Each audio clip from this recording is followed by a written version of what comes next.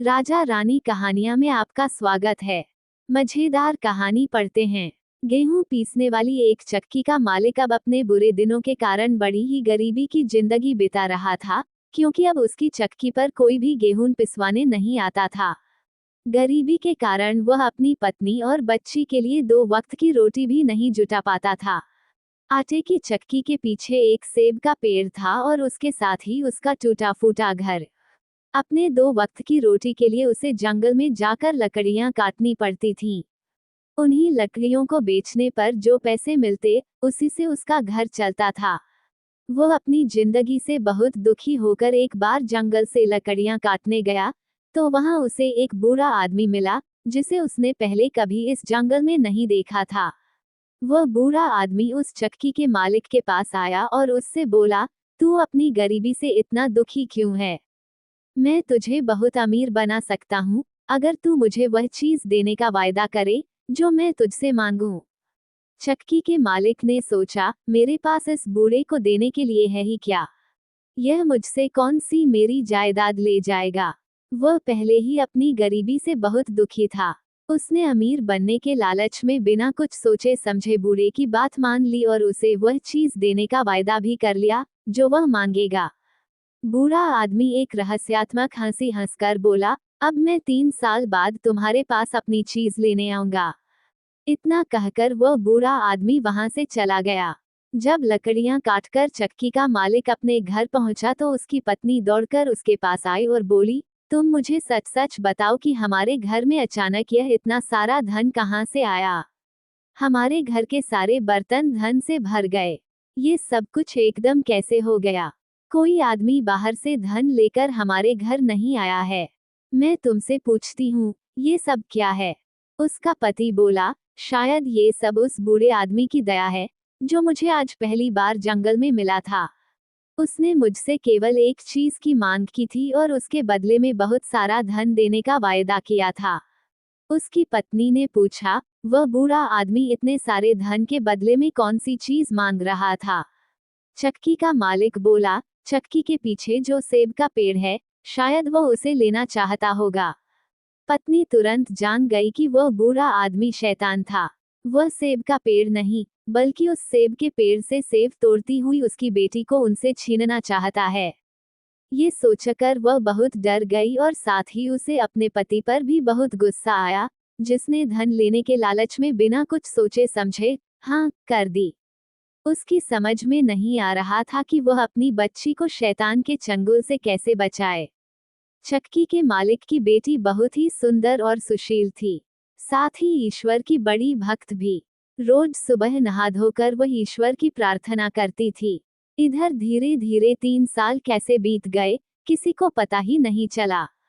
तभी एक दिन अचानक वह बूढ़ा आदमी उस चक्की के मालिक के सामने आकर खड़ा हो गया और उससे बेटी देने की मांग उससे की।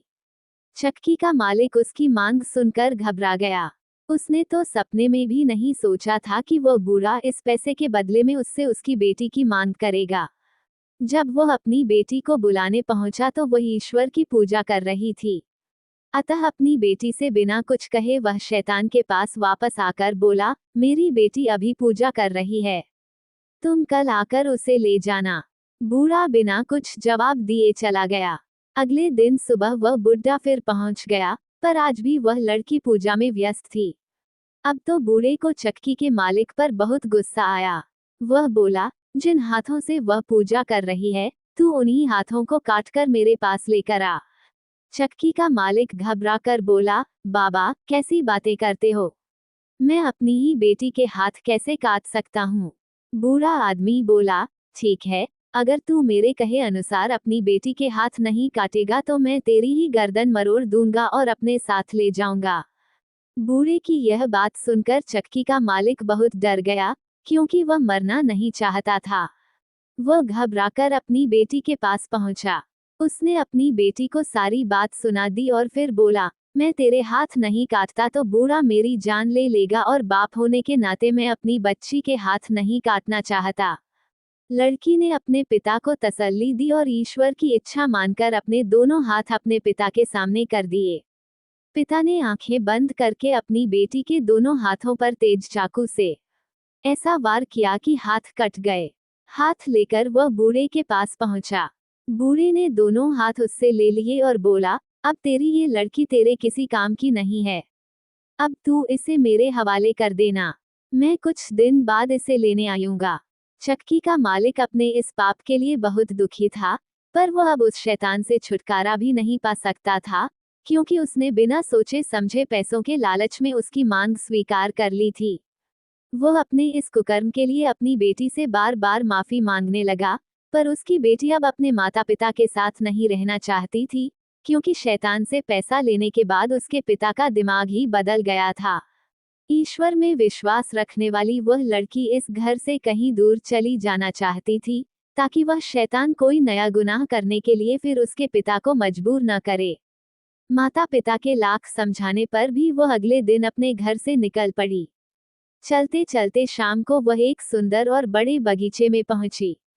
दिन भर चलते रहने के कारण वह बहुत थक चुकी थी और साथ ही उसे बड़ी भूख भी लगी थी। बगीचे में नाशपाती के पेड़ों पर 2-4 पकी नाशपातियां लटक रही थीं। उन्हें देखकर उस लड़की की भूख और बढ़ गई, पर उन तक पहुंचना उसके बस का नहीं था, क्योंकि एक तो फल बड़ी ऊंचाई पर लगे थे और दूसरे उसके हाथ ही नहीं थे। वह अपनी लाचारी पर बहुत दुखी हुई और वहीं जमीन पर बैठकर ईश्वर का ध्यान करने लगी। तभी सफेद कपड़े पहने एक सुंदर सी लड़की उसके सामने आ खड़ी हुई और बोली, मैं तुम्हारी मदद करने आई हूँ। तुम्हें भूख लगी है और तुम सामने वाले पेड़ की पकी हुई नाशपातियां खाकर अपनी भूख मिटाना चाहती हो। मैं अभी तुम्हारे लिए कुछ पकी हुई नाशपातियां तोड़कर लाती हूँ। इतना कहकर वह सुंदर सी लड़की 3-4 नाशपातियां तोड़कर लाए और अपने हाथों से खिलाने लगी। उस बाग का माली यह सब कुछ देखकर भी डर के मारे चुप रहा। उसे लगा कि यह जरूर कोई भूत है, जो सफेद कपड़ों में उनके बाग में घुस आया है।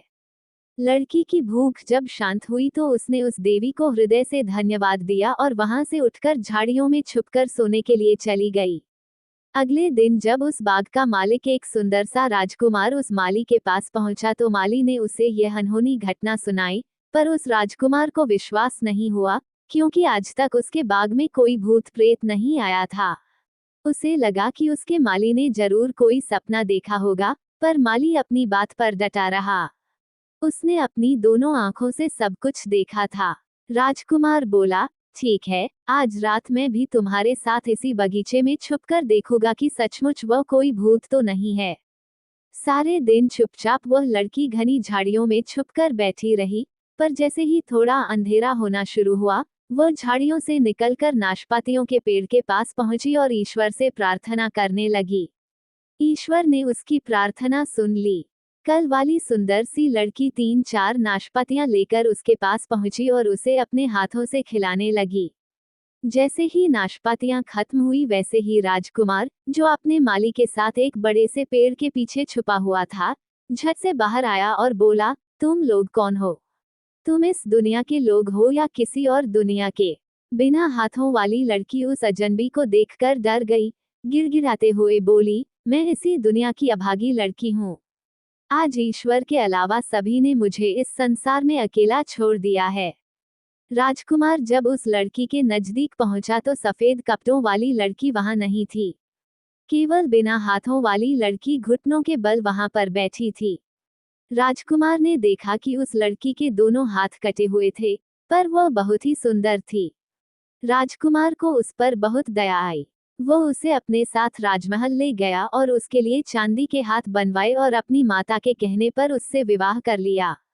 ईश्वर पर अटूट विश्वास रखने वाली लड़की के जीवन में फिर से खुशियां आ गई।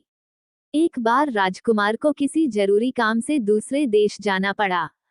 वह अपनी पत्नी को अपनी मां की देखरेख में छोड़कर चला गया। कुछ दिनों बाद उस लड़की ने एक सुंदर से बेटे को जन्म दिया। राजकुमार की मां ने एक दूत के हाथों ये खुशखबरी लिखकर अपने बेटे के पास भेजी, पर रास्ते में जब वह दूत थककर आराम करने लगा तो उस शैतान ने आकर चुपचाप खत बदल दिया और लिख दिया कि उसकी पत्नी ने अपन को जन्म दिया है।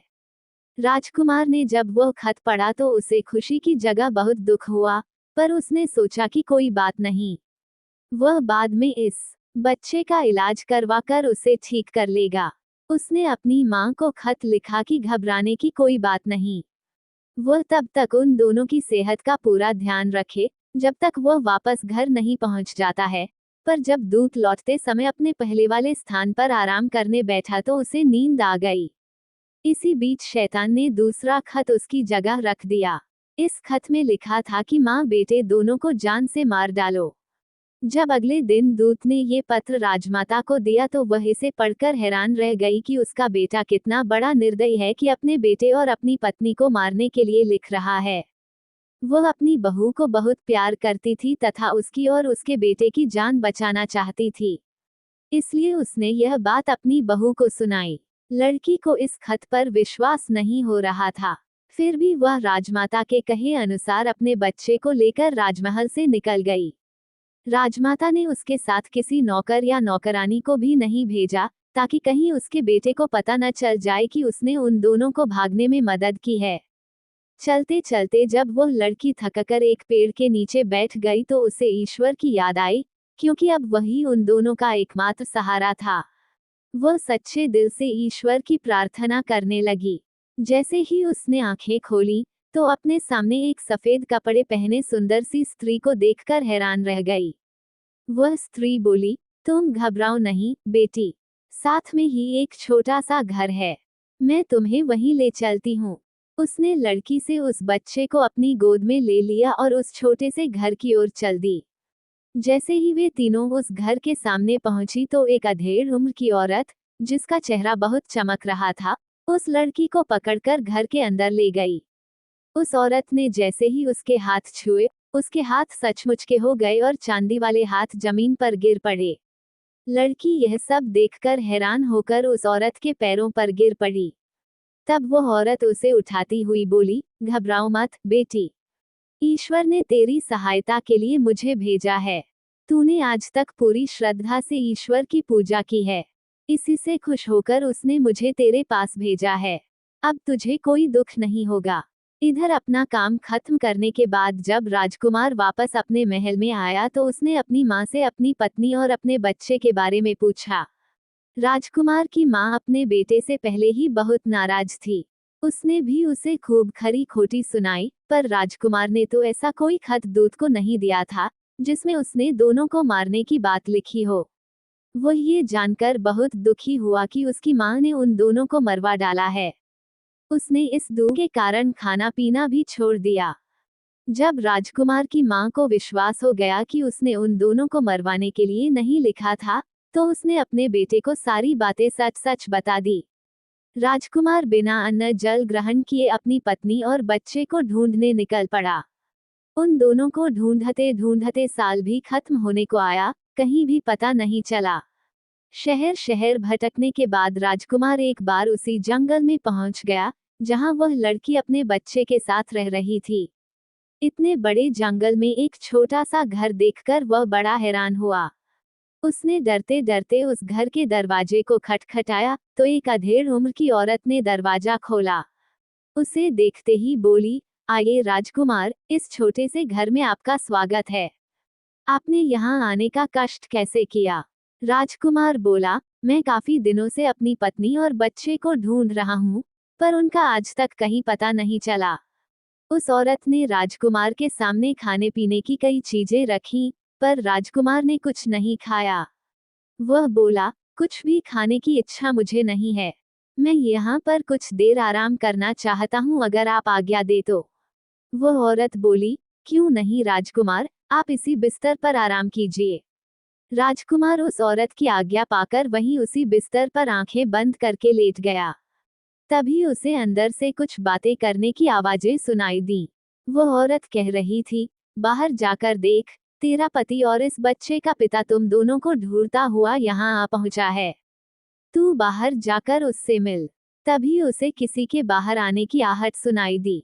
राजकुमार ने झट से अपनी आंखों पर हाथ रख लिया ताकि वह चुपके से उस औरत का चेहरा देख सके। उस लड़की ने धीरे से उस राजकुमार के पास आकर उसे पहचानने की कोशिश की, पर उसकी बड़ी हुई दाढ़ी से वह उसे नहीं पहचान पाई, पर राजकुमार झट से अपनी पत्नी को पहचान गया। जब उसने उस लड़की के हाथों में बच्चे को देखा, तो उसे लगा कि यह कोई और औरत होगी, क्योंकि उसकी पत्नी के हाथ तो सचमुच के नहीं, बल्कि चांदी के थे। वह बात की सच्चाई जानने के लिए एकदम उठकर बैठ गया। उसे नजदीक से देखकर उसकी पत्नी उसे पहचान गई और बोली, मैं आपकी अभागी पत्नी और यह आपका अभागा बेटा है। राजकुमार को उस औरत की बात पर विश्वास नहीं हो रहा था कि यह सचमुच के हाथों वाली औरत उसकी पत्नी है। तभी वही अधेड़ उम्र की औरत चांदी के 2 हाथ लिए तेजी से बाहर आई।